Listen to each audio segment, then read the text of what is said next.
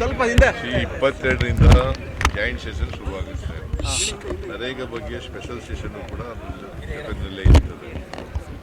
So governors address ಮತ್ತು ನರೇಗಾ ಬಗ್ಗೆ resolution ಮಾಡ್ತೀವಿ. ಸೊ ಅದನ್ನು 22ರಿಂದ 31 ನಡೀತದೆ.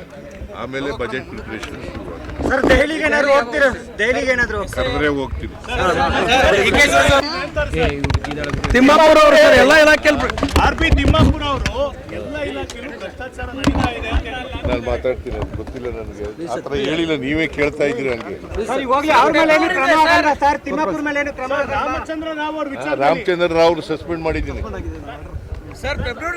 ರಾಮಚಂದ್ರ ರಾವ್ ಅವರಿಗೆ ಡಿಸಿಪ್ಲಿನರಿ ಆಕ್ಷನ್ ತಗೊಂಡು ಸಸ್ಪೆಂಡ್ ಮಾಡಿದ್ದೇನೆ. ಸರ್ ಎಫ್ಐಆರ್ ಶುರು ಮಾಡ್ತಾರೆ ಅಂತ ಎಫ್ಐಆರ್ ಶುರು ಮಾಡಿ ಅಂತ ಸ್ವಲ್ಪ ಹಿಂದೆ 22ರಿಂದ ಜಾಯಿಂಟ್ ಸೆಷನ್ ಶುರುವಾಗುತ್ತೆ. ನರೇಗಾ ಬಗ್ಗೆ ಸ್ಪೆಷಲ್ ಸೆಷನ್ ಕೂಡ ಜಗತ್ತಿನಲ್ಲೇ ಇರ್ತದೆ. ಸೊ ಗವರ್ನರ್ಸ್ ಅಡ್ರೆಸ್ಸು ಮತ್ತು ನರೇಗಾ ಬಗ್ಗೆ ರೆಸಲ್ಯೂಷನ್ ಮಾಡ್ತೀವಿ. ಸೊ ಅದನ್ನು 22ರಿಂದ 31 ನಡೀತದೆ. ಆಮೇಲೆ ಬಜೆಟ್ ಪ್ರಿಪರೇಷನ್ ಶುರುವಾಗುತ್ತೆ. ಸರ್ ದೆಹಲಿಗೆ ಏನಾದ್ರು ಹೋಗ್ತೀರಾ? ದೆಹಲಿಗೆ ಏನಾದ್ರು ಕರೆದ್ರೆ ಹೋಗ್ತೀನಿ. ತಿಮ್ಮಾಪುರ ಅವರು ಸರ್ ಎಲ್ಲ ಇಲಾಖೆಯಲ್ಲಿ ಆರ್.ಪಿ. ತಿಮ್ಮಾಪುರ ಅವರು ಎಲ್ಲ ಇಲಾಖೆಯಲ್ಲೂ ಭ್ರಷ್ಟಾಚಾರ ನಡೀತಾ ಇದೆ ಅಂತ ಹೇಳಿದ್ರು. ನಾನು ಮಾತಾಡ್ತೀನಿ, ಅದು ಗೊತ್ತಿಲ್ಲ ನನಗೆ, ಆ ಥರ ಹೇಳಿಲ್ಲ, ನೀವೇ ಕೇಳ್ತಾ ಇದ್ದೀರಿ ಹಂಗೆ.